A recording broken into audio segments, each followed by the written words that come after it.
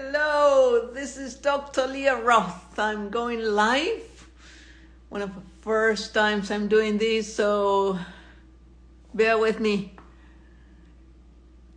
I'm trying to invite somebody. Here comes Shelly is coming. That's more right there you are.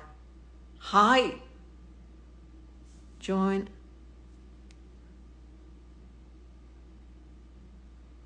Yeah.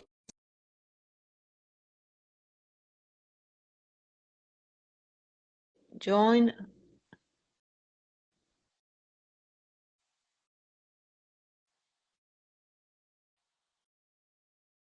Oh, there you are. Good. Here we are. Well, now I lost seeing you. Let me see.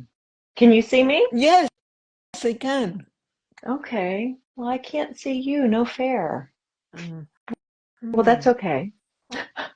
Okay, maybe. We we know Yes. who we are. Yes, we know. I maybe it's something I have to do. No, no, I think that's me. Okay, all right. So We're good. first time here. We're going to be doing this every 15 days. You think? Something like that every other week or Yes. so, I think we said. Yeah, Okay. All we've right. got a goal. Yes. So um. So what we were going to be talking about what is betrayal?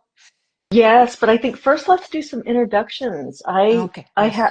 I pulled out some surprises to introduce you with, okay? Oh my.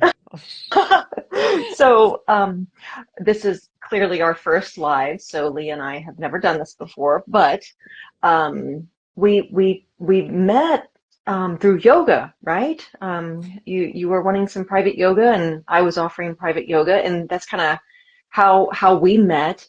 And in that, I shared a little bit of yoga philosophy, not knowing what you do, and then kind of learned that you were a psychoanalyst. And then what really kind of allowed us to kind of bond in our discussion with the different philosophies was the gaze. And then I learned that you are a published author. So I just wanted to share. This was the book that kind of started everything. It's yes. the Psychoanalytic Perspectives on Gaze, Body Image, Shame, Judgment, and Maternal Function, Being and Belonging on Amazon. But Dr. Lia Roth has also some other books, Hierarchy of the Wellbeing Pyramid, and a really cool one. It's a read and work through on imposter syndrome. So I just wanted to share some of your accomplishments, My Leah. goodness, I'm turning red. Oh, goodness. I'm very shy. I know. I know. So that's I had to share that. So anywho, I but appreciate yeah, it. of course. Now, at the same time, and you need to present yourself because Okay. Well, as I mentioned, we met through yoga. So I'm a certified yoga therapist, a holistic health coach, and finishing up my Wayfinder life coach training certification. I've got some other certifications, but really, what kind of has sparked us to come together and do an educational series is you already mentioned it, the topic of betrayal. yes. So yeah.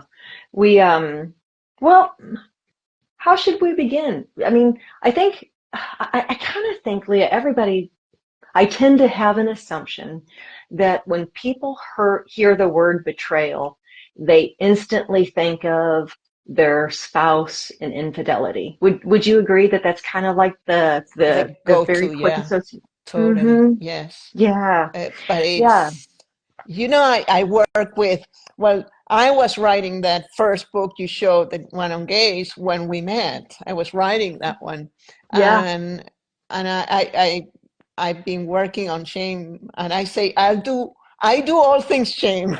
Like what? Yes. So You are a shame expert yeah, and researcher. yeah, I don't know, but anyhow, um, yes, I'm very interested in the very aspects in which shame manifest. And I've Hmm. believe that betrayal is one of them, which is why I decided, okay, this is, another one on my Yeah. box of things, which means that it's far more common than just couples. Yes, that I think is maybe one of the biggest things that is we were preparing for our conversation is there are different types of betrayal, although that's what we think. And I guess we probably need to clarify our loving husbands have not betrayed No, us. absolutely no. Yeah, Not so at all. that is No, not our motivation no, for no, picking this not topic. at all. No, we had other people betraying us, and I was telling you just the other day. I I I am writing that on betrayal based on my own experience with my now relative, Yeah, as I call her. yeah, Uh, but if I count back, I can at least think of three other instances in which I've been betrayed. Uh, yeah. Among them, the person that gave me my title as a doctoral degree.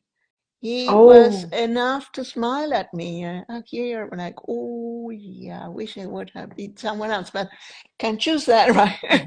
Anyhow, hmm, hmm, yeah, hmm. when I was Yeah, writing that first book, he wrote uh, uh, to the publisher and said I would never write anything good. I I wrote more than one book after that, and it seemed yeah, to be fairly good. yeah. So, but anyhow, the other thing, what do you think about this? Betrayal is not being unfaithful. These are two different things. Yeah, yeah. The unfaithfulness is definitely a part of it, but there's other types of betrayal that cut just as deep as many people have experienced. And so, yeah, it goes beyond being unfaithful. And I mean, and I even kind of, collected some thoughts too. And, one of them, it's almost like the example that you gave. There's a betrayal of loyalty. So you would think that your professor or that person you saw likely of some authority, right? Somebody that you relied on, somebody that you trusted to help build you, coach you, things like that. And then The that spiritual, statement of yeah, this, and yeah, spiritual, yeah, yeah, spiritual teachers, that's for sure. Um, and just in dishonesty, just not saying things that are truthful. And then also one is this dynamic of disclosing confidential information. So, if I could see this happening if someone was working with a counselor or a coach and that person shared confidential information outside of that session. That's another type of betrayal. Wouldn't you agree? that in my profession is actually plain illegal. Yes. It And is I think it's HIPAA, a, right? It's a breach of I HIPAA. think it's yeah, I think it's important too because you mentioned that you've got your license, so I mean that's kind of an interesting dynamic, and in the world of coaching there isn't licensing, Mm. there's certifications, but hopefully there's a good solid base of ethics and an understanding of ethics that wouldn't happen, but yet it does, and it's Oh, so baffling, isn't it? yeah.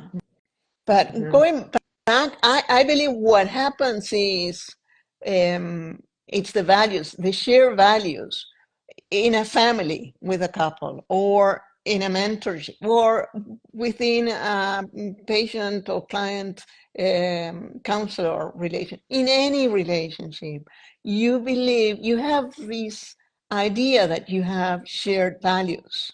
And Yes. all of a sudden you realize, oh my goodness, not only we don't have shared, I'm like, oops, like um, we don't have shared values, but who the heck are you? It's like, you know? Yes. Yeah.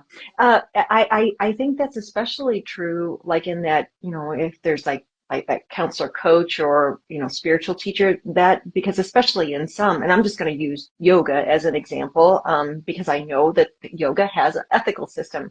We kind of think that if we're on that path that, there's a congruence there, but that's not, that's just not always the case. And I really appreciate what you said because it does get to the sting of it. You believe that there's these shared values. And so in many ways, you start to maybe have these thoughts of, okay, we're gonna work together in this way. We're gonna have this goal into the future. We're gonna we're gonna be vulnerable. We're going to be honest. We're going to work through it.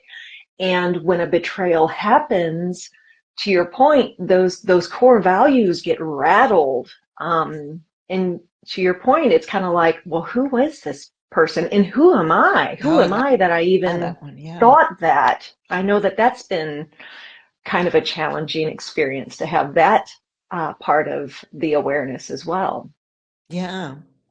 You Mhm. see, that happens with the case, when my sister betrayed, is going back and realizing, oh my good, oh, I was just talking with my husband the other day and thinking that when my nephew came to visit, was he expecting to be the next one? You don't just take my parents' state, also take mine. It's like, Oh, what is, you know what I'm saying? It's like when you yeah. go back and you say, oh my goodness, all these instances, Yes. and you Yes. That's, resignify them. yes. Yeah, I think that you hit on something that's very true, that if anybody, no matter what kind of betrayal you've experienced, that process happens. It's the first, it's the shock. And at first it's, we talked about this, there's a denial. It's like, no, no, no, no, no. Mm. That's not what's happening. I must have gotten it wrong. I misunderstood. But yet when it becomes clear, then to what you're saying is you kind of go back and you're like, wait, was this ever a real relationship Yeah. ever? Yeah. It's Yeah, like, yeah, totally. I agree. yeah, Is that who? So who is this person that I consider my sister yeah, at one point? yeah, Uh, who, in your case, who is this spiritual mentor? Uh, and was it that I got it wrong all the time? Because I write a lot about idealization. We do it all the time in different levels, but but at the same time, I feel like it's not just our misperception. Is on the other side, there's also something going on that they are very, you know, skilled at showing what we want to see. yes. And I think there's such a congruence in what you're saying because there's a separate mentor that has mentioned that, you don't see it because it's not even in your frame of thinking. You're not even thinking that. And I've known you and you've known me long enough that we are two gals that get to the point really quick, and we say what we mean and we mean what we say. Yes. Um, and it's kind of one of those of there's a trust and there's a comfort because if I misunderstand, you're going to stick with me to help me understand. And I think in those instances of some betrayal, when there's not a willingness to have a level of intimacy with the conflict to get an understanding, but oh man, that's even more rattling because you're thinking, okay, I was with this person. We had we have a relationship. And when you realize that, no, you really don't, it can be a little bit shocking, and you're left with trying to pick up the pieces of, okay, well, what is real? Oh, so the moment you are trying to clarify what really is going on, you can't. Yes, there in my specific instance, there was Hmm. not a willingness to have a conversation. So Yes. it's like, oh, okay. Um, and then it's a different kind of perspective of, all right, well, my mind wants to go to these worst case scenarios. Are they true? Hmm. And And did you allow yourself to go there, or you just like, well, this is where it's, yes, I'm not gonna lie, yes, and it's not a good place to be. And then there's also these moments of clarity of, well, wait a minute, if this isn't right, if what I'm thinking isn't right, then this other person would say, you're wrong. This is how it really is. This is really what was meant. And but when you don't have the mirror kind of shining back at you, you're kind of left to your own devices. And for me, mm, it yeah, that's when well, that's the gut telling you something, right? that is the gut telling me something. And But your we mind telling talked. you something different. So what do you follow? Well, I have learned Hmm.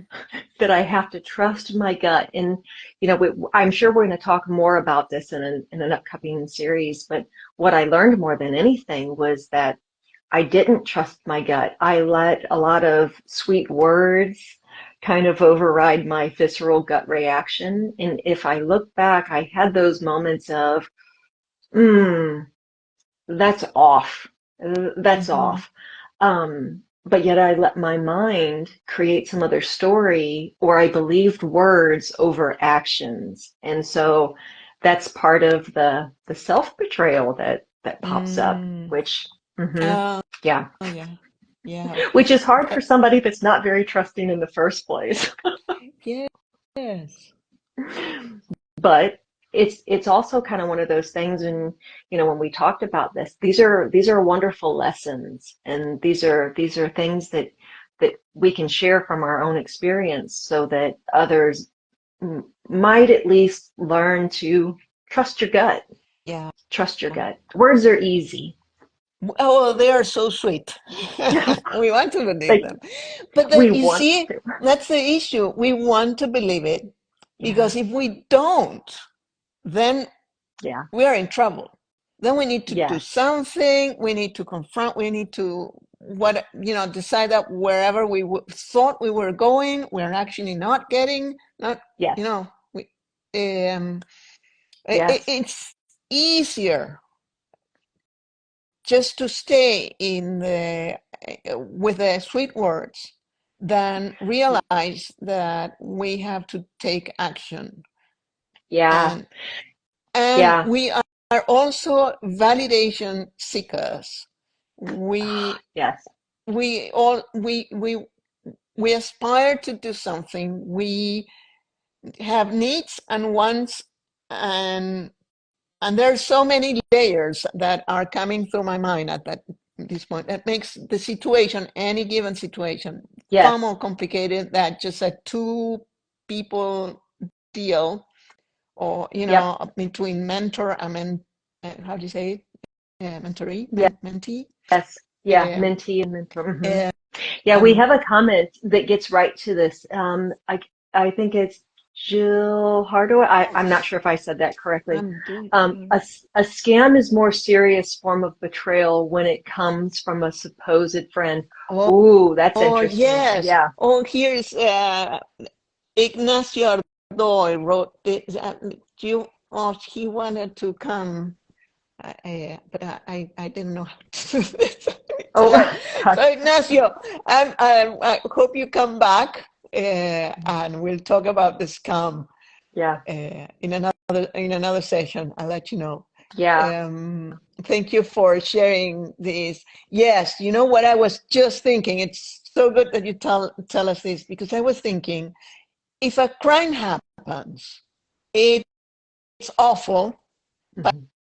it's the here and now, and you'll feel bad in the future, for a moment, or 2 moments, or whatever. But it's momentary.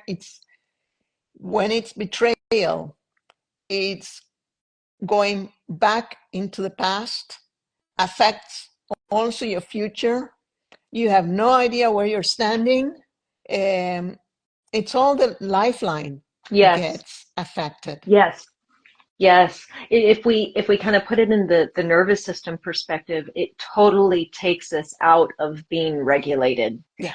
And it's either, pushes us into the fight and flight, or it's the some of the dorsal aspect, maybe the freeze, maybe it's the total shutdown. But you're right.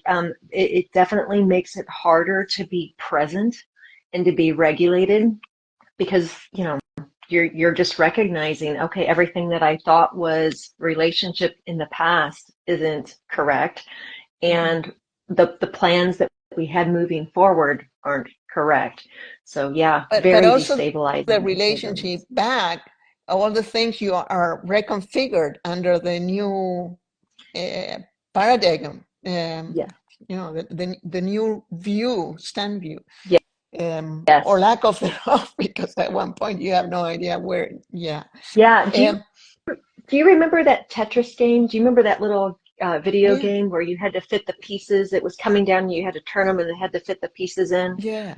Um, that's That's kind of what betrayal um, is like. The pieces don't don't. fit. Yeah. They don't fit anymore, but you're spending so much time and energy trying to get the pieces to fit. Um, and they just don't any longer. Yes. So Yeah, good. So, good. mm, yeah, I believe that the most important, what are the most important aspects of what we talked right now for you? For me, um, I think that there is, first of all, the awareness that when we speak of betrayal in our upcoming sessions, we're not just speaking of infidelity. We are speaking about that, and we're also speaking about instances where loyalty has been challenged, when there's been agreements, and um, where information is shared that should have remained confidential, and that harmful disclosure, and yeah, dishonesty. That kind of gets to it as well. So maybe it's not an act, but maybe it's being dishonest, saying things that you really don't mean, and then you can't follow through. That too is a betrayal. So I think understanding betrayal and those different variances is important. And the other thing that you said as well is it's the process of having to reconfigure the past and the future. That word is a really good word to kind of understand what happens when we're betrayed. The past memories are challenged, and future plans are challenged as well. And I think, hitting on the fact that it's dysregulating, it's very hard to stay regulated when you realize that the person that you trusted so deeply, um, that's just not how it is, and the impact that does to ourselves when we think, oh my gosh, I'm responsible because I trusted, and some of that spiral that can happen, I think. Yes.